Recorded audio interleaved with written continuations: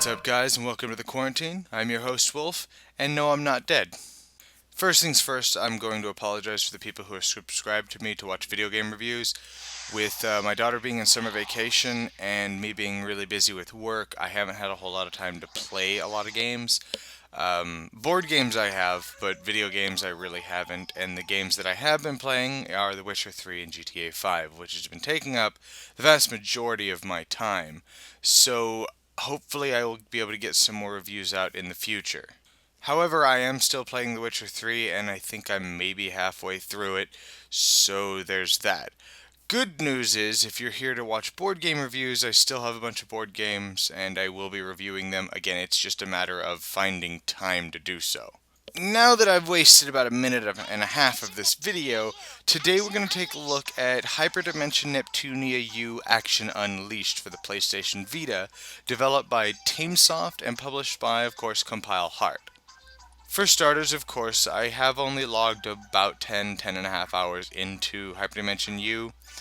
I haven't really gotten a chance to play it a whole lot, and I guess I might play more when I'm bored. You can tell in this game that a lot of inspiration was taken from Senran Kagura, with the clothes breaking, the clothes tearing. When their clothes do tear, then their defense goes down, but their attack goes up.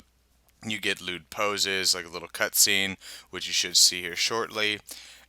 And it's an incredibly lewd game, but is it any good?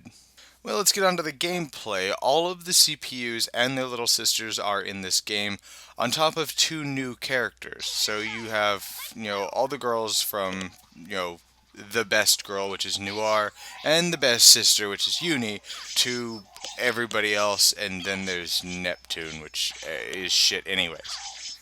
And the combat system is pretty standard. You have strong attacks, light attacks. You get this very basic Dynasty Warriors, Senran Kagura style combo tree, which isn't very expansive.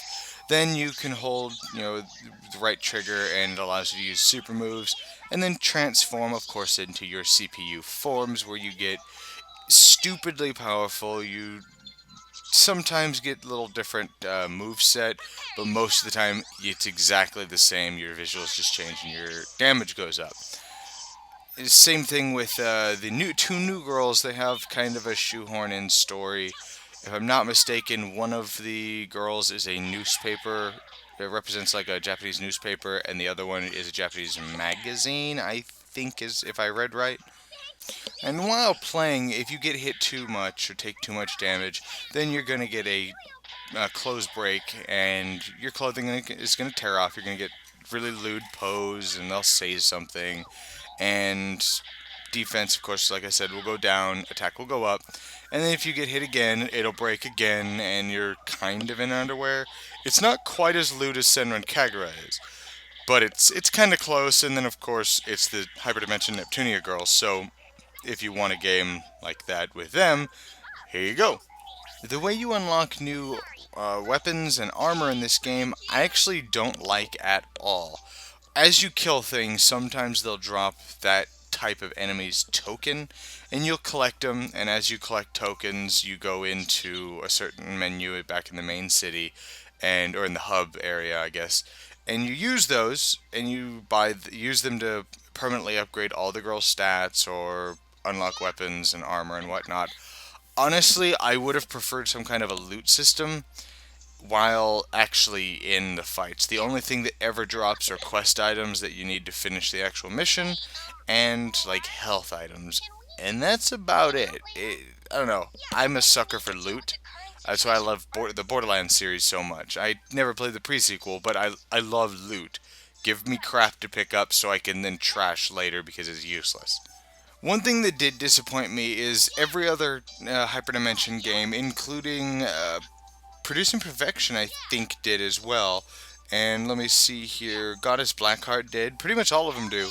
When you're at the hub area, when you can switch between the different nations and whatnot, there's item creation. You can make the game discs, which are an accessory, if you don't know, that you can build, and you can equip to the characters and give some special attributes or extra damage to this type of enemy, or all kinds of different things. It allows for a lot of customization. There is absolutely none of that in this game. There isn't even a store, which is kind of disappointing. There's no loot system and there's no store. I think every girl only has like 3 weapons, something like that. So I didn't like that. On top of that, any stills, any CG, not CG, yeah, I think they're CG stills that you get, the pictures, there is nowhere to view them that I can find. And what you see here is pretty much what you get. It gets really boring, really repetitive. After 10.5 hours, I mean, I just got really bored. And anybody who's watched my channel, I love lewd games. And I really like the Hyperdimension series. I own Producing Perfection for fuck's sake. So, but this just, I don't know, after 10 hours, I just got bored of playing it. The maps in the game are interesting. They use, of course, the same maps from all the other games. That's just what Hyperdimension does. They recycle their dungeons. But it seems like most of them in this game are just like the single room dungeons. You don't really get to leave anywhere, or it's maybe 1 or 2 rooms interconnected. So there's not a lot of exploration. Actually, there's no exploration. And that kind of adds to the meh factor of the game. Then the game has these weird red missions that have an unknown question mark goal. And the first time you play it, you can either just try to figure out what the mission is, or you can just say, fuck it, abandon the mission, go back to the menu, and then go back to that mission, and then it'll tell you what it is. And from what I've gathered, I mean, I could be wrong, there's no reward for finishing it on the first time. So there is literally no reason to try to just figure out the missions yourself. Because at first I was like, okay, that's kind of cool. You have to use like the flavor text and the mission name to try to figure out what your goal is, but I never seemed to get any kind of reward for doing that, and that was kind of lame.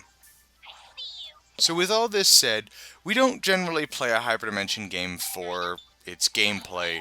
I mean, it has to have decent gameplay, but we play it for its tongue-in-cheek humor, the banter between all the girls, the usually super funny story, or the lewd screenshots and Neptune groping somebody, that's why we play a Hyperdimension game. If the gameplay is good on top of that, like what was it, Goddess Blackheart, I mean, cool. So this game does do a good job at that. There's very little story from at the point where I'm at. There's almost none. However, the banter is hilarious. When the girls get their clothes knocked off, sometimes they'll make really funny comments. When you get back to the hub, sometimes you'll get events where they're complaining like, "Holy, why is our clothes falling off?" And so I mean, it's pretty funny in that respect. The game is non-canon. On top of that, if I'm not mistaken, it actually tells you that in the very, very beginning of the game.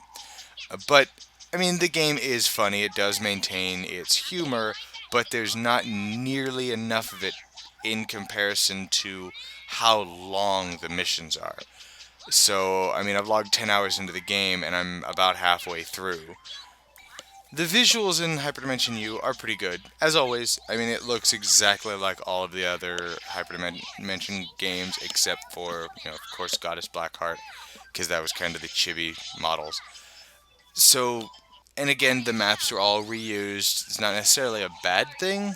And then, of course, the game's pretty lewd. It doesn't shake a stick at Senran Kagura and, Katsuragi doing her spin kick and the slow camera as she passes in front of it. But it does get pretty lewd, but there's not enough variety in the animations with the girls, it seems. Once you've seen one of their clothing breaks, you skip it. I mean, kind of like Senran Kagura. You see it a couple times, you skip it. You might watch it every once in a while, but, I mean, it gets old after a while. The audio is pretty standard, of course, for a Hyperdimension game. It's got, like, the 8-bit sounding style music. So, I mean, there's nothing new here. You know what to expect if you ever played a Hyperdimension game. The game is fully voice acted in English and Japanese. I have recently started listening to it in English, I mean, it doesn't bother me quite as much, but usually I prefer the Japanese voice acting.